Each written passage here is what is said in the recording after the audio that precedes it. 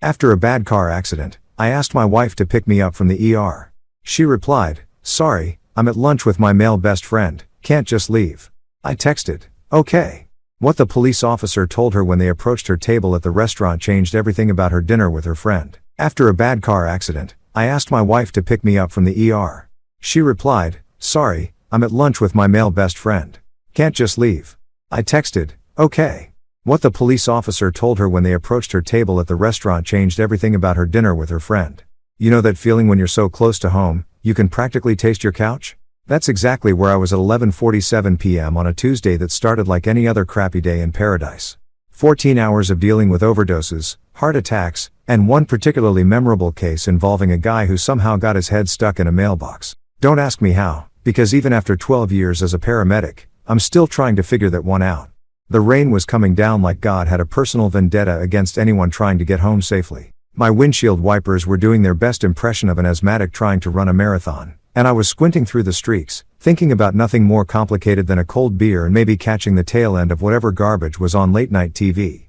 Simple pleasures, you know, the kind of stuff you take for granted until life decides to play a little game I like to call "Let's see how fast we can screw up Marcus's evening." I was maybe 3 blocks from my apartment, close enough that I was already mentally rehearsing my "honey, I'm home" routine for Camille. Though, let's be honest, she was probably already asleep with her fancy silk eye mask and those ridiculous earplugs she insisted on wearing because apparently the world was too loud for her delicate sensibilities. But hey, that's marriage, right? You love someone despite their quirks, even when those quirks include treating sleep like it's some kind of sacred ritual that requires more preparation than a NASA launch. The intersection of 5th and Marshall was coming up. You know that sketchy one where half the street lights are always busted and the other half flicker like they're auditioning for a horror movie. I slowed down because, call it professional paranoia, but when you've scraped enough people off the pavement, you tend to drive like your grandmother on a Sunday afternoon. The light was green. Had been green for a good 10 seconds. So I started rolling through, already thinking about how I was going to explain to Camille why I was late again. That's when I heard it. The sound that every paramedic knows but never wants to hear when they're not on the job. The angry roar of an engine pushed way past its limits. Tires screaming against wet asphalt like banshees with a noise complaint. I had maybe half a second to think, oh, this is going to suck, before the world went completely sideways. The souped-up Honda Civic, and yes, I caught the make and model even as it was busy rearranging my life, came flying through that red light like it was more of a suggestion than an actual traffic law. The kid behind the wheel couldn't have been more than 20, probably hopped up on energy drinks and that special kind of stupidity that makes you think you're invincible right up until physics decides to teach you otherwise. Impact. That's all I remember for a split second. Pure, concentrated impact that felt like getting hit by a freight train made of spite and poor life choices. My driver's side door caved in like it was made of tinfoil, and suddenly I was intimately acquainted with parts of my car that were never meant to be interior features. Glass exploded everywhere. Tiny diamonds of pain that sparkled in the streetlight before gravity pulled them down like the world's most painful snow. The screaming started immediately, mine, his, and about 3 different car alarms that decided this was the perfect time to remind everyone that they existed. The rain kept falling because apparently Mother Nature doesn't pause for personal catastrophes, and it mixed with something warm running down my face that I was pretty sure wasn't sweat. My left arm was making a shape that arms definitely aren't supposed to make, bent at an angle that would have been impressive if it weren't attached to me. The pain hit in waves, starting as a dull roar and building to a crescendo that made my teeth ache. My head felt like someone was using it as a bass drum, and when I tried to focus on anything specific, the world kept sliding in and out of focus like a broken camera lens. Then came the darkness. Not the peaceful kind you get when you're falling asleep after a good day, but the heavy, oppressive kind that feels like being buried alive. I could hear voices getting farther away, sirens in the distance getting closer, and the steady patter of rain on metal that sounded like applause for the universe's latest joke at my expense. When I came back to something resembling consciousness, I was staring up at faces I recognized, Jimmy Rodriguez and Sarah Chun from Station 19, 2 of the best paramedics in the city and people I'd worked alongside more times than I could count. The irony wasn't lost on me that I was now on the receiving end of the same professional calm I'd used on countless patients over the years. "Easy there, Marcus," Jimmy was saying, his voice carrying that practiced reassurance we all learned to use when things were bad but not hopeless. "We got you, man. Just stay with us." My vision kept swimming in and out of focus, but I could make out the familiar ritual, the careful extraction, the neck brace, the backboard that always felt like lying on a medieval torture device. Sarah was doing the thing with my arm that I'd done 1,000 times myself, the gentle probing that tells you everything you need to know about how badly you're screwed. Officer Ronan Pierce showed up just as they were loading me into the ambulance. Good old Ronan, who'd been dealing with the aftermath of car crashes almost as long as I'd been patching up the survivors. We'd grabbed beers together, complained about the job, shared the kind of dark humor that keeps you sane when you spend your days cleaning up other people's worst moments. He leaned in close, his face serious in that way cops get when they're about to ask the important questions. "Marcus, buddy, we need to notify someone. You got an emergency contact? Family we should call?" Through the haze of pain and whatever lovely cocktails that already started pumping into my fore, I managed to croak out the name that should have been the easiest thing in the world to say, my wife, Camille. "Please call her." Even through the fog of shock and medication, I remember thinking it was funny how those 3 words, my wife, Camille, suddenly felt heavier than they ever had before, like I was handing over something precious and hoping it wouldn't get dropped. The ride to St. Jude's emergency room was a blur of flashing lights, radio chatter, and that special kind of professional efficiency that I'd been on the delivering end of more times than I could count. Now that I was the guy strapped to the gurney, getting the full customer experience, I had to admit we made this look way easier than it actually was. Every bump in the road felt like someone was playing xylophone on my ribs, and my left arm was sending up distress signals that would have made the Titanic jealous. Jimmy kept talking to me the whole way, standard protocol to keep the patient conscious and responsive, though in my case it was more like keeping me from sliding into the kind of self-pity that comes with realizing you're about to become a statistic in your own field. "Stay with us, Marcus. We're almost there. Sarah's got your vitals looking good, and that arm's going to heal up just fine. You know the drill." Yeah, I knew the drill all right. I also knew that looking good in paramedic speak usually translated to not actively dying at this very moment, which, considering the circumstances, I was willing to accept as a win. St. Jude's ER on a Tuesday night was exactly what you'd expect. Controlled chaos with a side of fluorescent lighting that made everyone look like extras from a zombie movie. The triage nurse, a battle-hardened woman named Betty who'd been working these halls since before I was old enough to know what a stethoscope was, took one look at me and started the paperwork dance that turns human suffering into billable hours. They got me onto one of those hospital beds that somehow managed to be both too hard and too soft at the same time, and within minutes I was hooked up to more machines than a NASA control room. The pain meds hit my system like a warm wave of artificial happiness, taking the edge off everything and making the world feel like it was wrapped in cotton batting. Dr. Jennifer Walsh showed up looking like she'd been pulled from a medical textbook, competent, professional, and carrying that particular brand of exhaustion that comes with spending your nights putting people back together. She poked and prodded with the kind of thoroughness that would have been impressive if it weren't happening to me. "Well, Marcus," she said, consulting her clipboard with the satisfied air of someone who'd just solved a particularly interesting puzzle, "you've got yourself a nice clean break in your left radius. Should heal up just fine with a cast and some patience. The concussion's mild, but we'll want to keep an eye on that. All things considered, you got pretty lucky tonight." Lucky, right? Nothing says lucky like getting T-boned by a kid who probably thought traffic laws were more like traffic suggestions, but I'd seen enough crashes to know she was right. I could have been scraped off the pavement with a spatula, so I guess lucky was relative. That's when the question I'd been dreading finally came up. Betty the triage nurse appeared at my bedside with that particular look that nurses get when they're about to deliver news that's going to make your day significantly worse. "Honey," she said, and already I knew this wasn't going to be good, because Betty only called people honey when she was about to break bad news gently. "We've been trying to reach your wife like you asked. Called her 3 times now, but she's not picking up."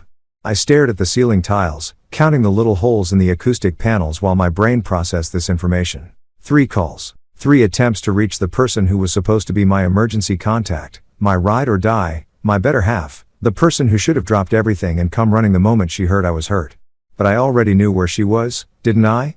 Tuesday lunch with Damian Price, her best friend, who had more money than sense and enough fake deep philosophy to choke a horse. Every Tuesday, like clockwork, they'd meet up at some trendy cafe downtown to discuss art and literature and whatever other pretentious garbage trust fund babies talked about when they weren't busy inheriting their way through life. Damian was one of those guys who wore designer jeans to look casual and quoted Nietzsche at dinner parties like he'd personally discovered philosophy. The kind of guy who called himself an entrepreneur but never seemed to actually do any work, unless you counted posting inspirational quotes on Instagram as a legitimate business venture. Camille always insisted he was like a brother to her, which might have been more convincing if brothers typically looked at their sisters the way I'd caught him looking at my wife. But hey, what did I know? I was just the husband who worked 14-hour shifts saving lives while she discussed the deeper meaning of abstract art over $20 salads. The pain meds made my fingers feel like they belonged to someone else, but I managed to fish my phone out of my pocket with my good hand. The screen was cracked, probably happened during my intimate encounter with that Honda Civic, but it still worked well enough to send a text. I typed slowly, Each letter a small victory against the fog in my brain. Car accident. I'm at St. Jude's ER. Broken arm. Can you pick me up? I hit send and waited. The little delivered notification popped up immediately, so I knew the message went through. Then came the 3 dots that meant she was typing back, and for a moment I felt this pathetic surge of relief. Maybe she'd panic. Maybe she'd apologize profusely for not answering. Maybe she'd drop everything and rush over like a normal person would when their spouse ended up in the hospital. The response that came back was a masterclass in exactly how not to react when your husband nearly dies in a car crash. Marcus, that sucks. But I'm at lunch with Damien. It's important. Can you get a cab? Let me know how it goes. I read it once, then again, then a third time, because surely I was misunderstanding something. Maybe the concussion was affecting my reading comprehension. Maybe the pain meds were making me see things that weren't there. But no, there it was in black and white on my cracked phone screen. Her husband was in the emergency room, and her primary concern was that it might inconvenience her very important lunch date with her very important friend who wore scarves in July and thought having opinions about wine made him interesting. Marcus, that sucks. Like I'd told her I was stuck in traffic or ran out of milk. Can you get a cab? Because nothing says loving spousal support quite like suggesting your injured husband take public transportation home from the hospital. The really beautiful part was let me know how it goes. As if my medical emergency was some kind of minor inconvenience that she'd check in on later when it was more convenient for her social calendar. I stared at that message for what felt like hours but was probably only a few minutes, feeling something shift inside my chest that had nothing to do with the accident and everything to do with the slow dawning realization that I was married to someone who was genuinely, spectacularly selfish. Not just inconsiderate or thoughtless, actually fundamentally incapable of seeing beyond her own immediate needs and wants.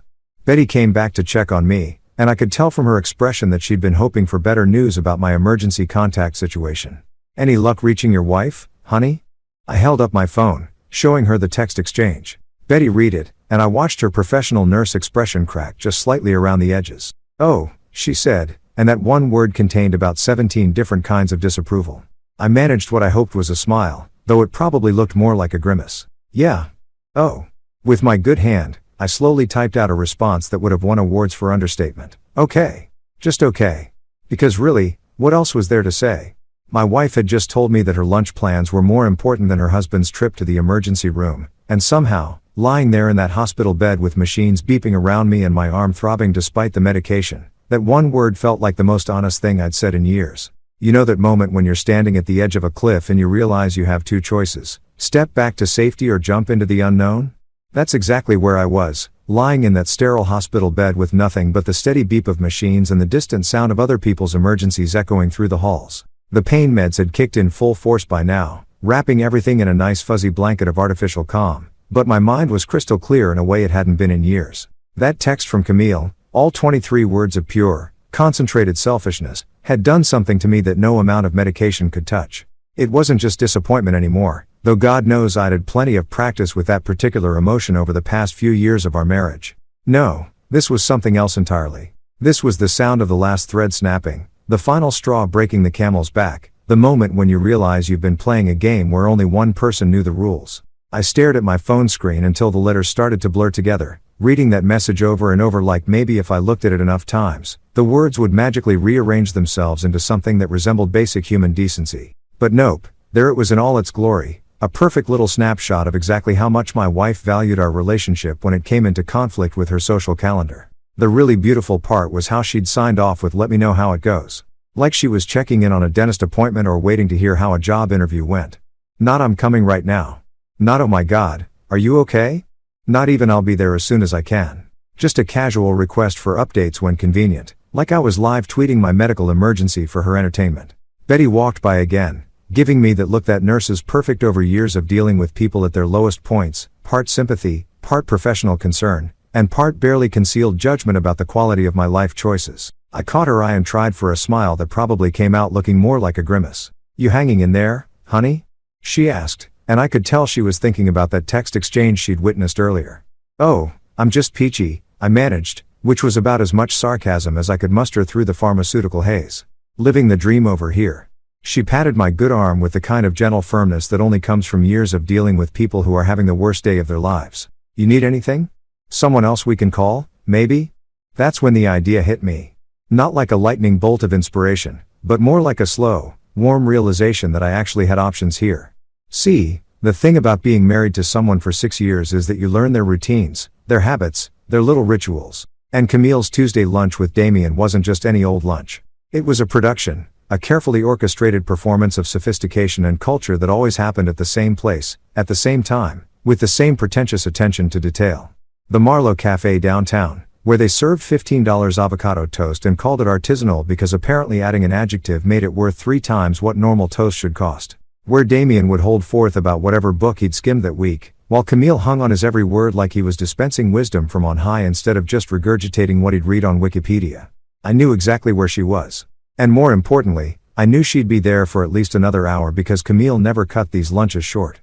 They were too important to her self-image, too central to whatever fantasy she'd built about herself as some kind of intellectual socialite who discussed philosophy over wine at 2 p.m. on a Tuesday. The pain meds were making me feel loose and reckless in a way that probably should have been a warning sign, but instead felt like permission.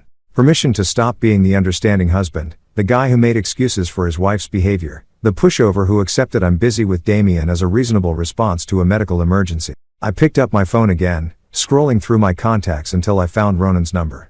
Officer Ronan Pierce, good old reliable Ronan, who'd been dealing with the aftermath of people's bad decisions for almost as long as I'd been patching up the results. We'd grabbed beers together after particularly rough shifts, commiserated about the job, shared the kind of gallows humor that keeps you sane when your daily routine involves cleaning up other people's worst moments. More importantly, Ronan was exactly the kind of by-the-book cop who took emergency notification seriously, the kind of guy who believed that when someone ended up in the hospital, their emergency contact should actually be contacted, even if it meant interrupting their very important lunch date. My finger hovered over his number for just a moment while the last rational part of my brain tried to talk me out of what I was about to do. This is petty, it whispered.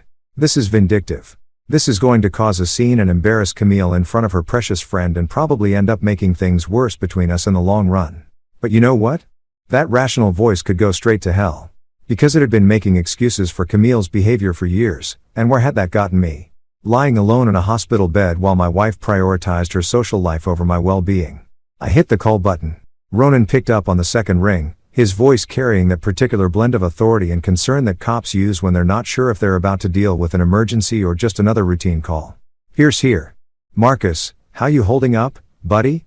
Hey, Ronan, I said, and even through the medication fog, I could hear something different in my own voice. Something harder, more resolved. I'm doing okay, all things considered, but I've got a situation with my emergency contact. Yeah, what's going on?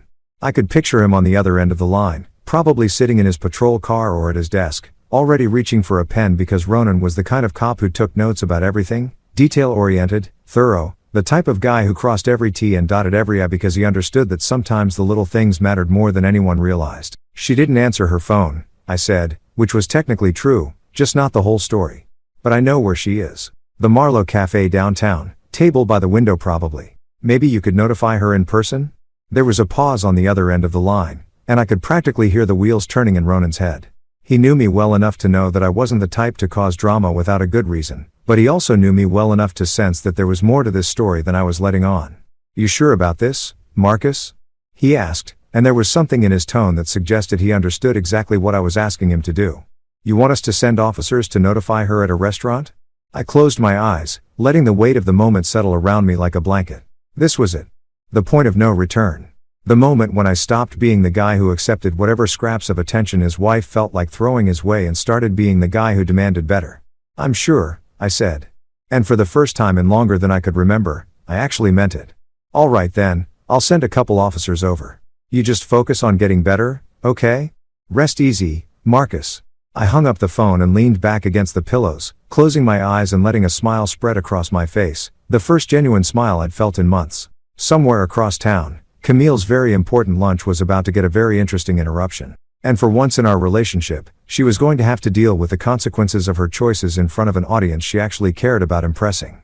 The machines kept beeping their steady rhythm, but somehow the sound felt different now, less like a countdown to disaster and more like a metronome keeping time for whatever came next. The Marlowe Cafe was exactly the kind of place that charged $17 for a salad and called it an experience. All exposed brick and Edison bulbs, with mismatched vintage furniture that probably cost more than my monthly car payment and a menu written in that pretentious font that makes you squint to figure out what the hell you're actually ordering. It was the type of establishment that attracted people who wanted to be seen being cultured, where conversations about sustainability happened over imported water and the wait staff all looked like they were auditioning for indie films between shifts. Camille and Damien had claimed their usual spot by the floor-to-ceiling windows that faced the street, prime real estate for people watching and, more importantly, for being watched. She was wearing that cream-colored blouse she'd spent way too much money on, the one that made her feel sophisticated and worldly, paired with the gold jewelry that caught the afternoon light just right.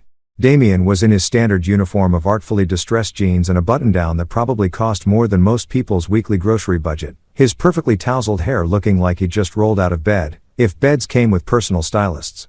They looked like a spread from some lifestyle magazine, two beautiful people having a beautiful conversation in a beautiful space, completely insulated from the harsh realities of the world outside their bubble of privilege and pretension.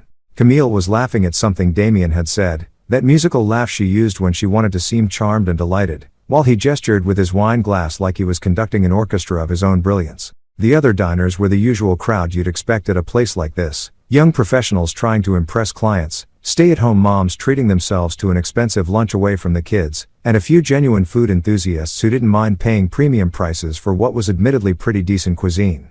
Everyone was absorbed in their own little worlds of conversation and carefully curated experiences, the kind of people who photographed their food before eating it and posted reviews on Yelp that used words like elevated and transcendent. That's when the atmosphere shifted. The front door opened with a little electronic chime that announced new arrivals, but instead of another pair of well-dressed diners or a nervous couple on a first date, two police officers walked in. Not detectives in suits trying to blend in, but full uniform, badge and gun wearing, official business police officers who looked like they meant business and weren't particularly interested in the artisanal bread service. The effect was immediate and dramatic. Conversations didn't just pause, they died mid-sentence, leaving behind the kind of silence that only happens when something completely unexpected crashes into a carefully controlled environment. Forks stopped halfway to mouths, wine glasses froze in mid-sip, and every head in the place turned toward the door like they were watching a tennis match where the ball had just exploded. Officer Janet Mills led the way, a tall, no-nonsense woman with about 15 years of experience dealing with people on what were usually the worst days of their lives. Her partner, Officer David Chen, followed close behind, both of them scanning the room with the practiced efficiency of cops who knew how to spot what they were looking for in a crowd. Their boots made solid, authoritative sounds against the polished concrete floor, a rhythmic counterpoint to the sudden hush that had fallen over the entire restaurant. They approached Camille's table with the kind of purposeful stride that left no doubt about their destination. Every eye in the place was following their progress, and I could practically feel the collective intake of breath as the other diners realized they were about to witness some kind of drama unfold in real time. Officer Mills stopped directly beside Camille's chair, her presence commanding and impossible to ignore. Damien's fork was still suspended in mid-air, a piece of arugula dangling from it like a green flag of surrender, while Camille looked up with the kind of confused expression people get when their perfectly ordered world suddenly develops an unexpected crack. "Ma'am," Officer Mills said, her voice carrying clearly across the now silent restaurant, "are you Camille Lane?" The question hung in the air like smoke, and I could imagine Camille's mind racing to process what was happening. Her name spoken by a police officer in front of all these people, in the middle of her very important lunch with her very important friend. The color started draining from her face as the implications began to sink in. "Yes," she managed, her voice smaller than usual, lacking the confident tone she used when discussing art installations or the deeper meaning of whatever pretentious novel Damien had recommended that week. What's wrong?" Officer Mills consulted her notepad with the kind of professional detachment that comes from delivering bad news so often it becomes routine. "Your husband, Marcus Lane, was involved in a major vehicle accident earlier this afternoon. He was transported by ambulance to St. Jude's Hospital with significant injuries. We've been trying to contact you for over 2 hours. He listed you as his emergency contact." The words hit the restaurant like a physical force. I could imagine the collective gasp from the other diners, the way conversations at nearby tables would resume in urgent whispers, the way people would lean forward slightly to make sure they didn't miss any of this unexpected entertainment. Damien's reaction was particularly satisfying to imagine, his carefully cultivated image of sophisticated worldliness cracking like cheap paint as he realized he was suddenly part of a very real, very serious situation that couldn't be solved with wine pairings or intellectual discussions. His fork finally completed its journey to the table, forgotten, as he stared at the officers with the expression of someone who'd just realized the world contained problems that trust funds couldn't fix. "Significant injuries," Camille repeated, and I could picture her voice cracking slightly on the words. The woman who'd texted that sucks was now faced with the reality of what that actually meant, delivered by uniformed officers in front of a room full of witnesses who were hanging on every word. Officer Mills continued with the kind of professional thoroughness that Ronan had undoubtedly requested. He suffered a broken arm and concussion when another vehicle ran a red light and struck his car. The accident occurred at approximately 11:47 p.m. He's currently stable at St. Jude's Emergency Department. The silence in the restaurant was so complete you could have heard a pin drop, except for the soft jazz music still playing through the speakers, an absurdly cheerful soundtrack to what was rapidly becoming the most uncomfortable lunch of Camille's life. "We've been attempting to reach you since the accident occurred," Officer Chen added, his tone carrying just a hint of reproach that suggested he'd been briefed on exactly how long they'd been trying to contact the victim's wife. "Multiple calls to your listed number went unanswered." I could imagine Camille's phone sitting silent in her purse while she focused on more important things like Damien's thoughts on postmodern literature or whatever philosophical garbage they'd been discussing while her husband lay bleeding in a hospital bed. "He specifically asked us to notify you in person," Officer Mills concluded, and those words were probably the most beautiful thing I'd ever heard, even though I wasn't there to witness their impact firsthand. The officer's tone was perfectly neutral, completely professional, but somehow managed to carry an undertone that suggested exactly what she thought about a wife who couldn't be reached when her husband was fighting for his life. It was the kind of subtle judgment that only comes from years of dealing with people's priorities and finding them wanting. "You'll also need to coordinate with the towing company regarding personal effects from the vehicle," Officer Chen added, consulting his own notes. "The car was declared a total loss at the scene. Here's the information for the impound lot." He handed her a business card, and I could imagine her taking it with shaking hands, still trying to process the fact that her husband's car, and nearly her husband, had been destroyed while she was discussing the artistic merit of overpriced appetizers. "That's all the information we have at this time, ma'am," Officer Mills said, closing her notepad with a decisive snap that probably echoed through the silent restaurant like a gunshot. "We strongly suggest you proceed to the hospital immediately." And then, with the same professional efficiency they'd used to enter, both officers turned and walked toward the door, their job complete, leaving behind a dining room full of people who'd just witnessed someone's carefully constructed world collapse in real time. I could imagine Camille sitting there in the aftermath, surrounded by the scattered remains of her sophisticated lunch and the weight of dozens of stares from strangers who now knew exactly what kind of person she was. Her perfectly planned afternoon, her important conversation with Damien, her entire self-image as someone who had her priorities straight, all of it reduced to rubble by a simple police notification that she should have received hours ago in the privacy of a phone call. But she'd chosen differently, and now everyone in that restaurant knew it. Back at St. Jude's, I was getting the full VIP treatment, if VIP stood for very injured person instead of very important person. Dr. Walsh had just finished explaining the thrilling details of my medical situation while a nurse who looked like she could bench press a small car carefully maneuvered my busted arm into what would become my stylish new accessory for the next 6 to 8 weeks. The cast was going to be that lovely hospital beige color that screamed I made poor life choices, but hey, at least it would match my current mood. The stitches were the fun part. Apparently, when glass decides to redecorate your face, it likes to get creative with the patterns. Nothing too dramatic, just a few artistic slashes that would probably leave me looking like I'd gotten into a fight with a very small but very determined ninja. The doctor assured me they'd heal up fine and barely leave scars, which was great news for my already devastated modeling career. I was lying there contemplating the acoustic tiles in the ceiling and wondering if there was some kind of cosmic joke being played at my expense when I heard a familiar voice cutting through the usual hospital chaos like a machete through bureaucratic red tape. "Where is he? Where's my idiot brother? Tessa? My younger sister, the human hurricane who could turn a library into a war zone just by walking through the doors." I heard her before I saw her, which was usually the case with Tess. She had a voice that could cut through steel and a personality to match. The sound of her approach was like hearing the cavalry charge, if the cavalry wore designer boots and had a master's degree in corporate warfare. She appeared in my doorway looking exactly like what she was, a successful marketing executive who'd just abandoned whatever important meeting she'd been in to rush to the hospital. Her blonde hair was still perfectly styled despite the obvious speed with which she'd gotten here, and she was wearing one of those power suits that cost more than most people's monthly rent. Tessa had always been the sibling who landed on her feet, the one who turned every setback into a comeback story and every obstacle into a stepping stone. But right now, she looked like she was ready to burn down half the city to get to whoever had hurt her big brother. "Jesus Christ, Marcus," she said, taking in the full scope of my condition with the kind of clinical assessment that came from years of dealing with crisis management in the corporate world. "You look like you got hit by a truck." "Close," I managed, holding up my phone to show her the text exchange that had become the centerpiece of my evening's entertainment. "Honda Civic. But check this out. This is the real injury." Tessa took my phone and read through the messages, her expression shifting from concern to disbelief to what I could only describe as controlled nuclear fury. She read it once, then again, then a third time like she was making absolutely sure she hadn't misunderstood something fundamental about human decency. "Are you kidding me? she said, and I was pretty sure the nurse 3 rooms over could hear her. She said, that sucks about her husband being in a car accident? Don't forget the part where she suggested I take a cab home from the emergency room, I added helpfully. That was my personal favorite touch. Tessa stared at the phone screen for another long moment, and I could practically see the gears turning in her head.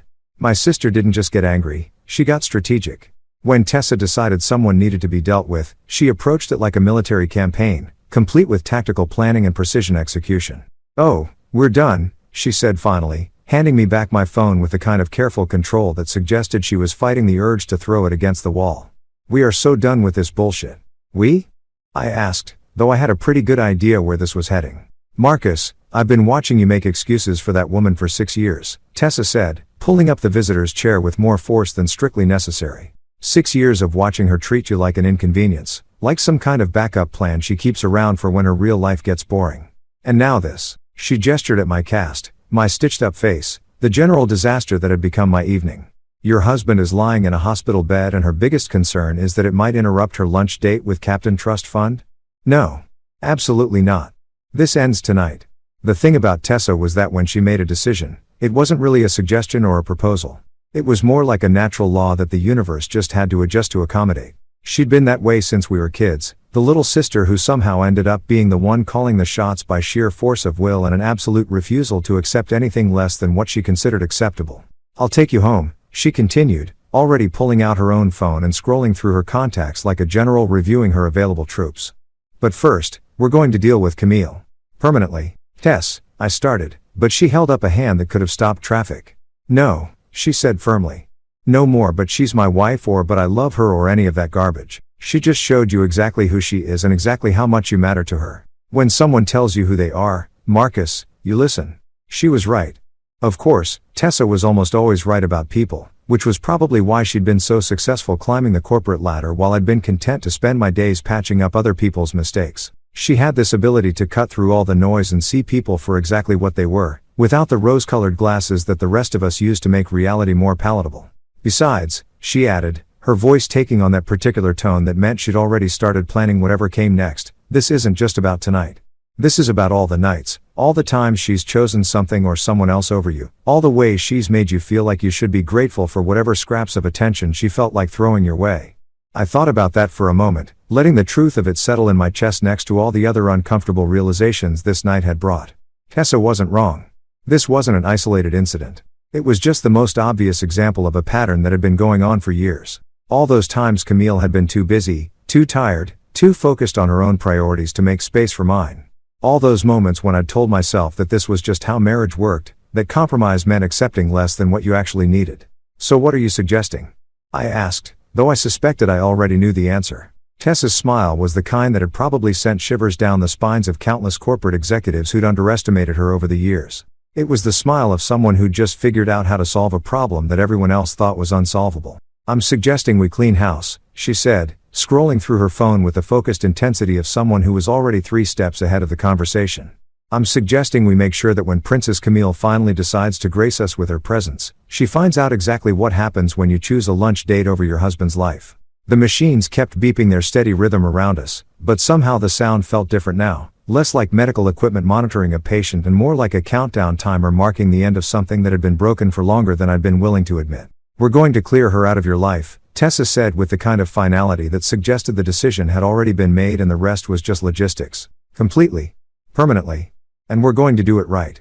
And looking at my sister's face, seeing the determination there that I'd watched her use to bulldoze through every obstacle life had thrown her way, I realized that for the first time in years, I actually believed that things were about to change. The beautiful thing about pain medication is that it doesn't just dull physical pain, it also provides this lovely buffer between you and the emotional train wreck that your life has suddenly become. So when my phone started buzzing like an angry wasp trapped in a jar, I was able to watch the incoming messages from Camille with the kind of detached fascination usually reserved for nature documentaries about predators in their natural habitat. The first text came through while Tessa was still in full battle planning mode, scrolling through her contacts and muttering things that would have made a sailor blush. My phone lit up with Camille's name, and I have to admit, there was a moment where some pathetic part of me thought, maybe, just maybe, she was calling to apologize, to explain, to somehow make this whole disaster make sense. I should have known better. "I'm on my way. I didn't know it was that serious." That was message number 1. And already, I could feel my blood pressure rising despite the pharmaceutical cocktail keeping me artificially calm. She didn't know it was that serious.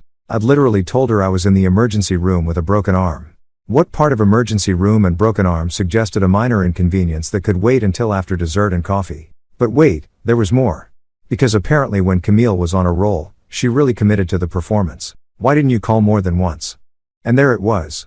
The classic deflection move that I'd seen her pull countless times over the years. Something goes wrong and somehow it becomes someone else's fault. Never mind that she'd ignored 3 calls from the hospital while her husband was being cut out of a mangled car. Never mind that any normal human being would have answered their phone when the hospital kept calling. No, the real problem was that I hadn't tried hard enough to reach her. Tessa looked up from her phone when she heard me make that particular sound that's somewhere between a laugh and a growl. "What now?" she asked, though her expression suggested she already knew this wasn't going to be good news. I showed her the messages, watching her face cycle through the same progression of emotions I'd just experienced. Confusion, disbelief, and finally the kind of cold fury that made me glad we were related instead of enemies. "Oh, this bitch has some serious balls," Tessa said, and I was pretty sure the elderly patient in the next bed could hear her through the thin walls. "She's actually trying to make this your fault." Before I could answer, my phone buzzed again. Message number 3 in what was rapidly becoming a masterclass in how not to respond when your spouse nearly dies in a car accident. "Did you seriously send cops to embarrass me? That was cruel, Marcus." I stared at that message for a long moment, feeling something shift inside my chest that had nothing to do with the accident and everything to do with the slow dawning realization that I was married to someone who was genuinely, spectacularly selfish. Not just inconsiderate or thoughtless, actually fundamentally incapable of seeing beyond her own immediate needs and wants. She was embarrassed. Her husband was lying in a hospital bed, and her primary concern was that she'd been embarrassed in front of her trust fund boyfriend and a restaurant full of strangers who now knew exactly what kind of person she was. The fact that those cops had been sent because she'd ignored multiple calls from the hospital while her husband fought for his life? Totally irrelevant. The real victim here was Camille and her wounded pride. "Let me guess," Tessa said, reading over my shoulder. "She's mad that you made her look bad." "Gets better," I said. Because apparently my phone wasn't done delivering this evening's entertainment. Message number 4 arrived like the grand finale of a fireworks show, if fireworks shows were designed to demonstrate the absolute worst of human nature. "This is your fault." 3 words. 3 simple, beautiful words that somehow managed to encapsulate everything wrong with my marriage and everything I'd been too stupid or too stubborn to see for the past 6 years. All of this, was my fault. The accident was my fault, presumably because I'd had the audacity to drive home from work.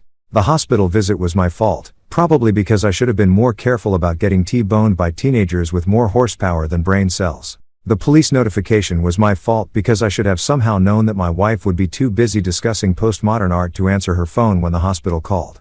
Hell, knowing Camille, my broken arm was probably my fault too, because I should have been tougher or more resilient or better at predicting when drunk kids were going to run red lights. Tessa read that last message and went very, very quiet. In my experience, when my sister went quiet, it usually meant someone was about to have a very bad day, and that someone was typically whoever had been stupid enough to piss her off. "Marcus," she said, her voice carrying the kind of deadly calm that corporate executives probably heard right before they got fired. "I need you to listen to me very carefully." "Are you listening?" "I'm listening," I said, though honestly, the pain meds were making everything feel like it was happening underwater. "I want you to block her number right now. Before she sends any more of this toxic garbage your way." I looked down at my phone, at the string of messages that read like a textbook example of emotional manipulation and victim blaming. Part of me, the part that had been making excuses for Camille's behavior for years, wanted to argue, wanted to say that she was probably just panicked, that people said stupid things when they were scared, that maybe if I just gave her a chance to explain, this would all make sense somehow. But the rest of me, the part that was finally starting to wake up after years of sleepwalking through my own life, knew better. This wasn't panic. This wasn't fear. This was Camille showing me exactly who she was when the chips were down, when something actually mattered, when she had to choose between her own convenience and her husband's well-being. And she'd chosen convenience. She'd chosen Damien and his philosophical bullshit and her precious lunch over the man she'd promised to love and honor and all that other stuff that apparently only applied when it was convenient for her social calendar. "You know what?" I said, scrolling through my phone settings with my good hand. "You're absolutely right."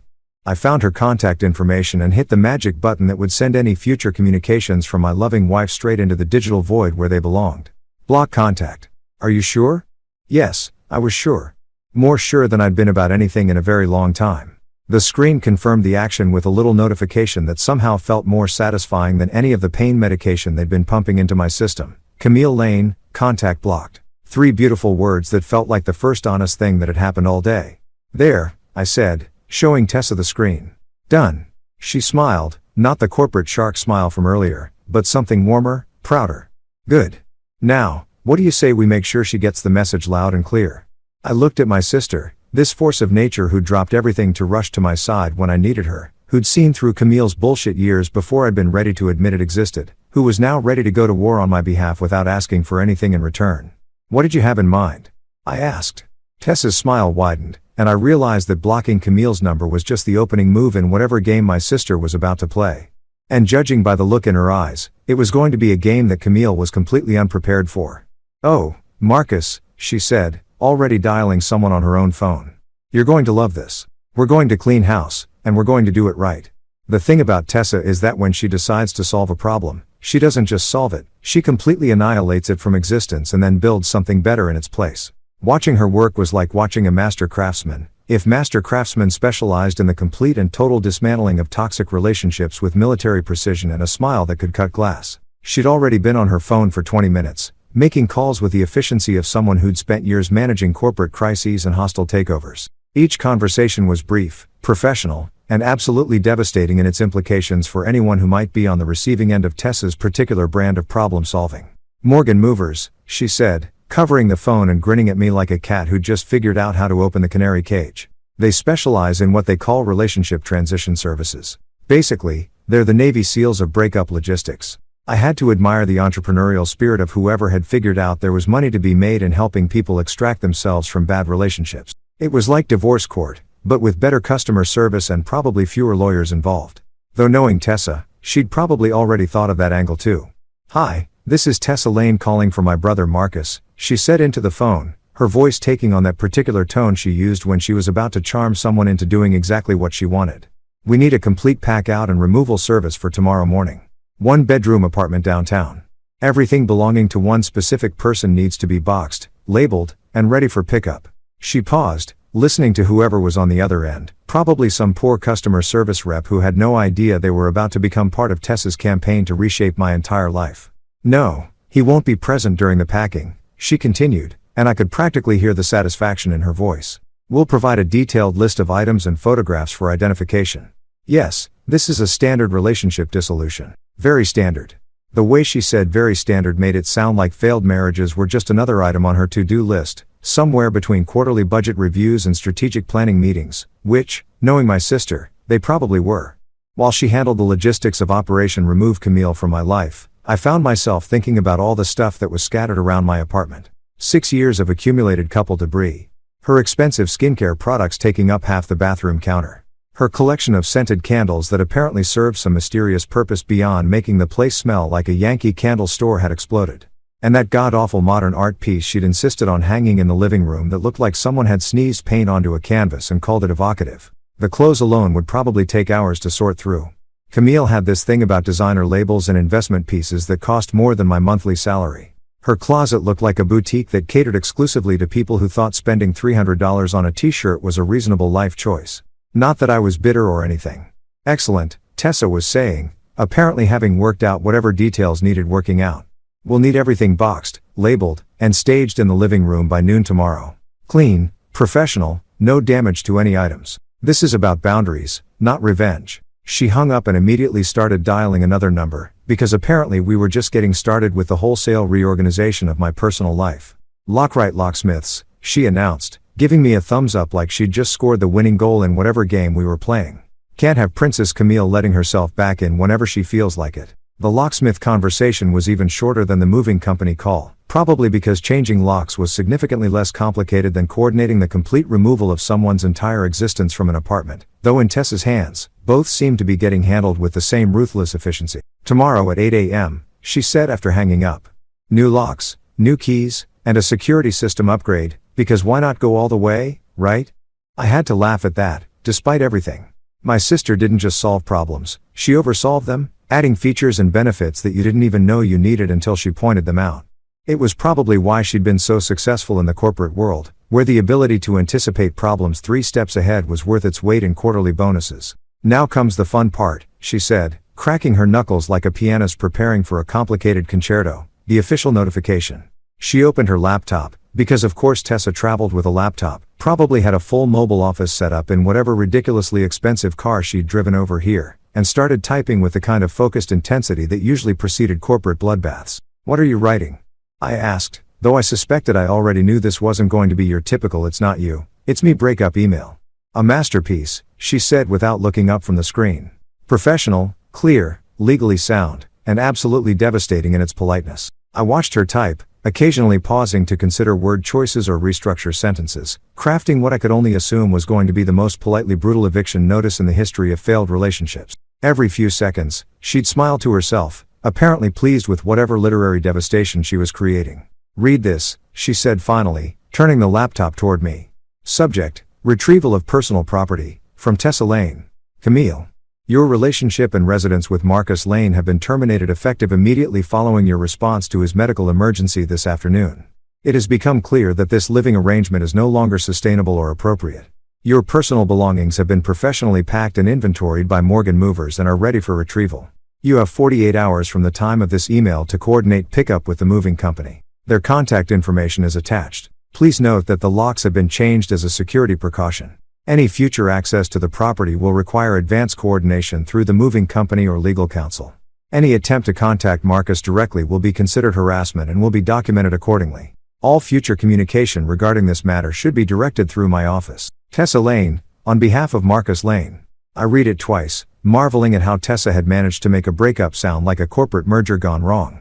It was polite, professional, and absolutely devastating in its complete lack of emotion or room for negotiation. There was no "let's talk about this" or "maybe we can work things out." Just cold, hard logistics and a clear timeline for removing yourself from someone's life. "Jesus, Tess," I said, genuinely impressed. "This reads like you're terminating a business contract." "Because that's exactly what I'm doing," she replied, already moving the cursor to the send button. "Camille treated your marriage like a business arrangement where she got all the benefits and none of the responsibilities. So now she gets to experience the business end of that arrangement." The email disappeared with a soft whoosh, carrying with it the official end of my 6-year marriage and the beginning of whatever came next. I watched the sent confirmation appear on the screen and felt something shift in my chest, not sadness exactly, but more like relief, like I'd been holding my breath for years and was finally allowed to exhale. "There," Tessa said, closing the laptop with a decisive snap. "Clean, professional, and completely final. By Thursday morning, it'll be like she was never there." I looked around the hospital room, at the machines beeping steadily beside my bed, at my sister who'd dropped everything to come wage war on my behalf, at the cast on my arm that was somehow the least broken thing about my life right now. "You know what the weird part is?" I said. "What's that?" "For the first time in years, I actually feel like I can breathe." That night, after Tessa had finally gone home with promises to check on me first thing in the morning and threats to personally hunt down anyone who gave me grief about my situation, I was lying in my own bed for the first time in what felt like a decade. The apartment was weird without Camille's presence, not emptier exactly, more like when you finally turn off a TV that's been playing background noise for so long you forgot it was there. The silence wasn't lonely, it was peaceful. The pain meds were wearing off enough that I could think clearly, but not so much that my arm felt like it was trying to secede from the rest of my body. I was scrolling through Netflix with my good hand, looking for something mindless to fall asleep to, when my phone buzzed with a notification that made me do a double take. Instagram message request from Damian Price. I stared at the notification for a solid 30 seconds, trying to process what possible reason Captain Trust Fund could have for sliding into my DMs. This was the same guy who'd been having his very important lunch with my wife while I was bleeding in a hospital bed, the same guy who probably thought emergency contact was something you called when you ran out of champagne at a dinner party. Curiosity won out over common sense, a pattern that had gotten me into trouble before, but never quite like this. I opened the message, not sure if I was about to read an apology, a confession, or just more evidence that the entire universe had lost its collective mind. "Hey man, I didn't know about your accident. When the cops came, I was shocked. I asked Camille why she hadn't left earlier. She just shrugged. That's not the kind of person I want in my life. I'm sorry for being part of this mess. Hope you recover fast." I read it once, then again, then a third time, because apparently this night was just going to keep delivering surprises until my brain completely gave up trying to process them. Damian Price, the guy I'd spent years assuming was trying to steal my wife, The trust fund philosopher who quoted dead Germans at dinner parties and wore scarves in July, was apologizing to me. And not just apologizing, but essentially confirming that Camille was exactly as awful as her behavior suggested. The really fascinating part was that detail about him asking why she hadn't left earlier and her response being a shrug. A shrug. Her husband was in the hospital, and when her supposed best friend suggested maybe she should go check on him, she shrugged like he'd asked her opinion about the weather.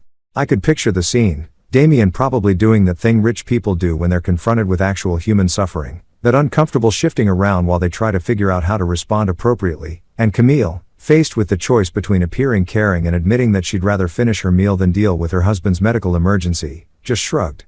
It was almost impressive in its complete lack of self-awareness. Most people, when caught being heartless in front of witnesses, at least had the decency to pretend they cared. But not Camille. She was apparently so committed to her own priorities that she couldn't even fake concern when social pressure demanded it. The fact that Damien, Mr. Pretentious Philosophy himself, was horrified enough by her reaction to reach out to me spoke volumes about just how badly she'd handled the situation. This was a guy who probably thought empathy was a wine varietal, and even he could see that something was fundamentally wrong with a woman who couldn't be bothered to show concern for her injured spouse. That's not the kind of person I want in my life.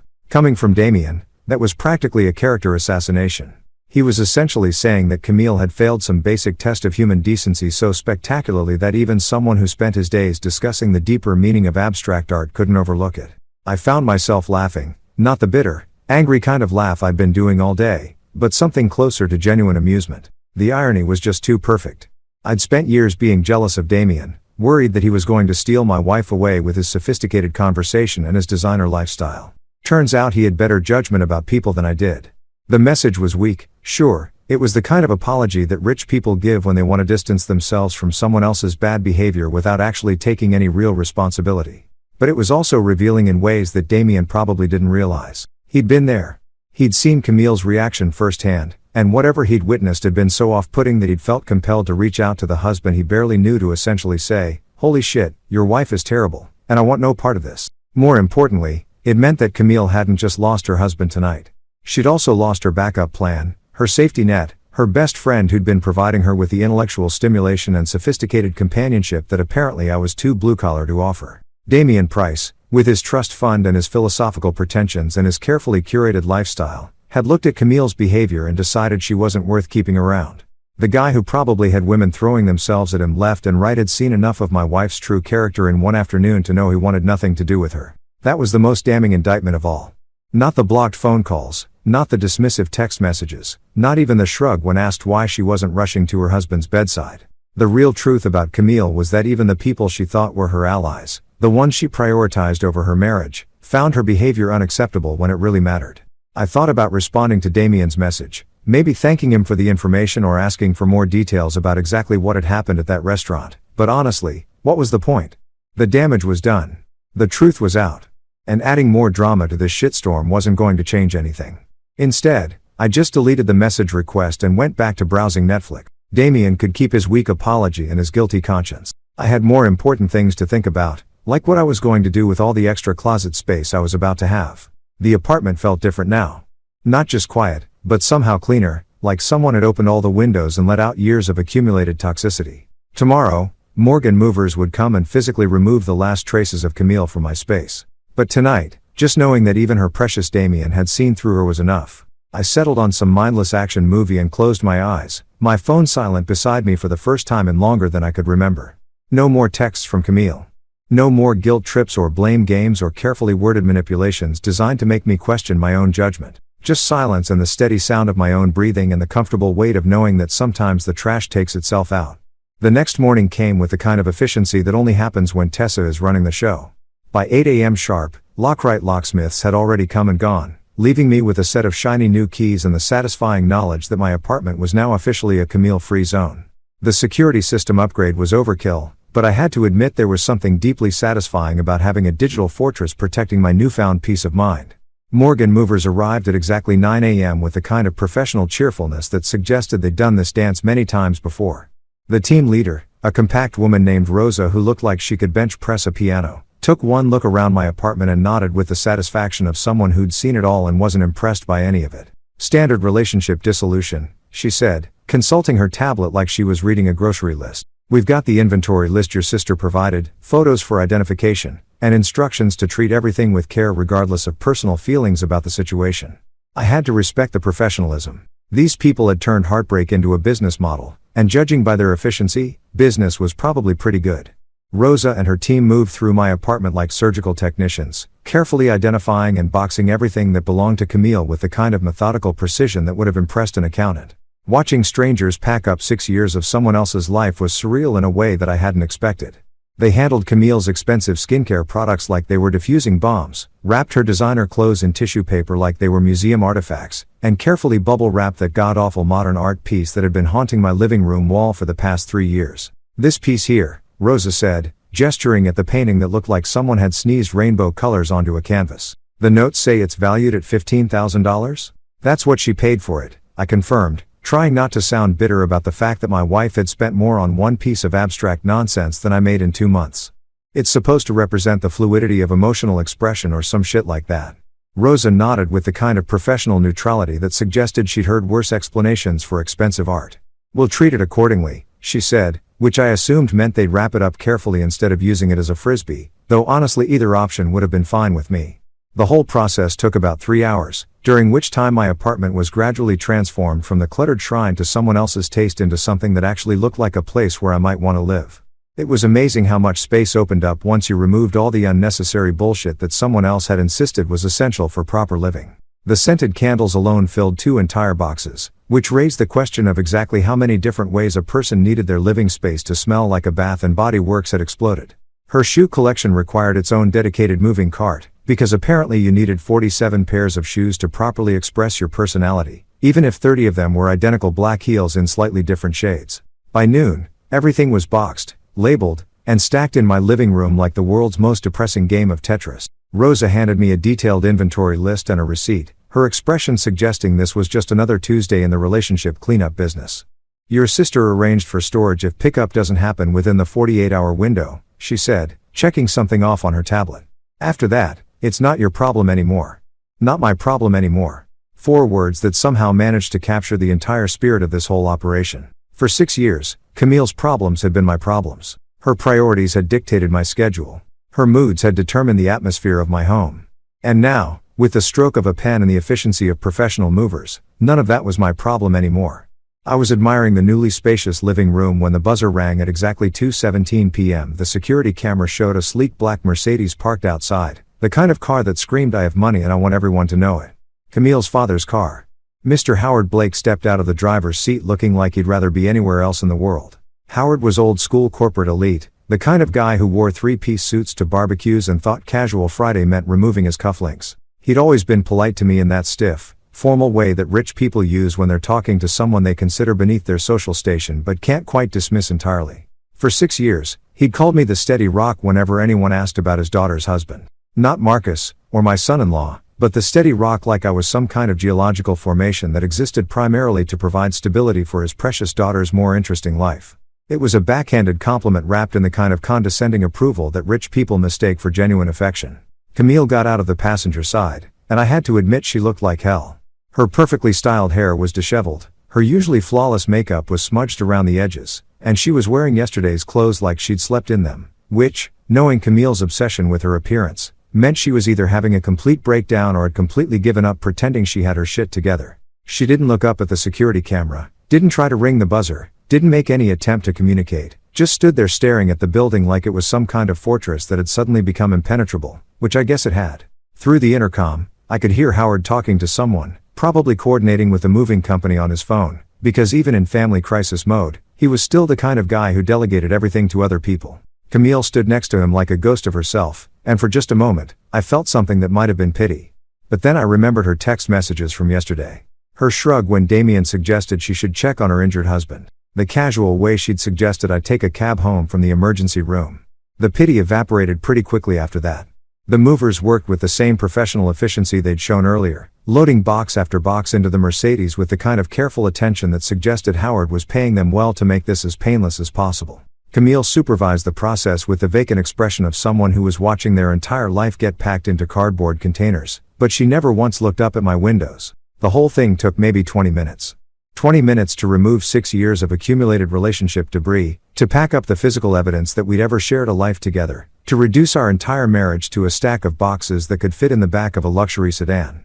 When they were done, Howard approached the intercom one final time, his voice crackling through the speaker with the formal politeness of someone conducting a business transaction. "Marcus, if you're listening, the items have been retrieved. Camille wanted me to tell you." He paused, and I could imagine him looking at his daughter, waiting for her to provide some final message, some last attempt at explanation or reconciliation. The silence stretched out for almost a full minute before he cleared his throat and continued. "She wanted me to tell you that she left the spare key on your kitchen counter yesterday. That was it. No apology, no explanation, no attempt to salvage anything from the wreckage of our relationship. Just a practical note about key return, delivered through her father like she was a teenager who couldn't be trusted to handle her own affairs." I watched through the window as they got back into the Mercedes and drove away, taking with them the last physical traces of Camille from my life. The car disappeared around the corner, and just like that, it was over. I walked back into my living room and looked around at the space that was now completely, undeniably mine. No designer throw pillows positioned at precise angles. No expensive candles cluttering every surface. No abstract art demanding attention from the walls. Just clean, empty space that I could fill with whatever the hell I wanted. I sat down on my couch, which was apparently mine now since Camille hadn't tried to claim it, and took a deep breath. The apartment smelled different already, less like a showroom and more like a place where someone actually lived. For the first time in years, the silence in my apartment wasn't uncomfortable. It wasn't lonely or oppressive or filled with the weight of unspoken resentments. It was just quiet, peaceful, full of possibility. I closed my eyes and smiled. Finally, peace. 7 months later, and I'm sitting in the same apartment that used to feel like a museum dedicated to someone else's taste. Except now it actually looks like a place where I live. The walls have my pictures on them, shots from work, a few landscapes I took on weekend trips, even that ridiculous photo of me and my paramedic crew after we won the department's chili cook-off. Real life, not the sanitized perfection that Camille had insisted on maintaining. My arm healed up perfectly, just like Dr. Walsh said it would. The scars on my face faded to thin silver lines that most people don't even notice unless I point them out. But the real healing, the stuff that doesn't show up on x-rays, that took a little longer. Turns out when you spend 6 years accepting less than you deserve, it takes some time to remember what you're actually worth. Work's been good. Better than good, actually. Without the constant background stress of managing someone else's emotional needs and social calendar, I've been able to focus on what I'm actually good at. Last month, I got a commendation for handling a multi-car pileup that could have been a complete disaster. Funny how much better you perform when you're not wondering if your spouse will be annoyed that you're working late again. Tessa still checks in regularly, though she's dialed back the protective sister routine now that she's satisfied I'm not going to backslide into making excuses for toxic behavior. She was right about everything, of course, but she's gracious enough not to say I told you so more than once a week. About 3 months ago, Camille tried reaching out. One long, exhausting email that somehow managed to hit every manipulation technique in the handbook. She was sorry. She'd panicked. She didn't realize how serious the accident was. Damien had pressured her to stay at lunch. Blah, blah, blah. The greatest hits of someone who'd finally figured out that actions have consequences, but still couldn't quite grasp the concept of personal responsibility. The email ended with a predictable plea: "I miss our life. I want it back. Please think about it." I read it exactly once, then did something that would have seemed impossible 6 months earlier. I didn't respond. Not with anger, not with explanations, not with a detailed breakdown of exactly why she was wrong about everything. I just didn't respond at all. Instead, I set up an email filter that sends anything from her address straight to the trash folder, where it belongs with the rest of the garbage I don't need cluttering up my life. The thing about revenge is that most people think it involves dramatic confrontations and elaborate schemes designed to make the other person suffer. But real revenge, the kind that actually matters, is so much simpler than that. It's silence. It's boundaries. It's waking up in a space where no one treats you like their backup plan. Camille chose risotto and rosé over her husband lying in a hospital bed. She chose her social calendar over basic human decency, her trust fund philosopher over the man who'd spent 6 years trying to make her happy. Those were her choices, and now she gets to live with the consequences of them. I chose differently. I chose peace over drama, self-respect over settlement, silence over endless explanations that would never be enough anyway. The apartment is quiet these days, but it's a good kind of quiet. The kind that comes from knowing you don't have to walk on eggshells or manage someone else's moods or pretend that selfish behavior is just a quirky personality trait. I wake up when I want to wake up, eat what I want to eat, watch whatever garbage I feel like watching on TV without having to endure commentary about how my entertainment choices reflect poorly on my intellectual development. Sometimes I run into people who knew us as a couple, and they ask about Camille with that careful tone people use when they're fishing for gossip. I just tell them we're not together anymore and change the subject. No drama, no detailed explanations, no bitter rants about her character flaws. Just a simple statement of fact and a firm redirect to literally anything else. I erased her from my story completely, and I'm writing a better one now. One where the protagonist doesn't accept crumbs and call it a feast. Where the hero actually values himself enough to demand better treatment. Where the ending involves peace instead of chaos. It's a good story, and for the first time in years, I'm looking forward to seeing how it turns out.